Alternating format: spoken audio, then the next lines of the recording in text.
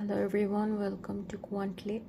আজকের ভিডিওতে আমরা আলোচনা করব computing, data processing, security, communication, finance, economics এইসব ক্ষেত্রে কিভাবে কোয়ান্টাম কম্পিউটার আমাদেরকে অ্যাডভান্টেজ দিবে ক্লাসিক্যাল কম্পিউটার থেকে বেশি।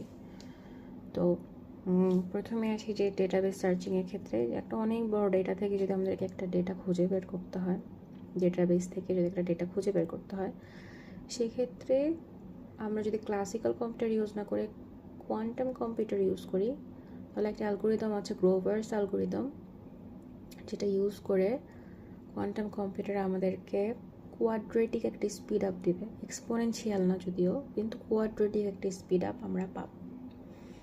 এই জিনিসটা গ্রোভার অ্যালগোরিদম পড়লে এটা রিলেশনটা সরাসরি বোঝা যায় যে কোয়ান্টাম কম্পিউটার কেন আমাদেরকে স্পিড আপটা দিতে পারবে, এই জন্য এটা উল্লেখ করলাম।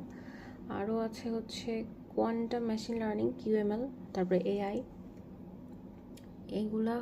এগুলা বিল্ড করার ক্ষেত্রে কিছু স্টেপ থাকে ভিতরে, যেগুলাতে কোয়ান্টাম কম্পিউটার স্পিড আপ দিতে পারে। পটেনশিয়াল কিছু অ্যাপ্লিকেশন এখানে আছে, এটা প্রমিসিং, এবং এখানে কোয়ান্টাম মেশিন লার্নিংয়ে খুব বেশি গবেষণা হচ্ছে বর্তমানে, খুবই পপুলার একটা ফিল্ড গবেষণার জন্য।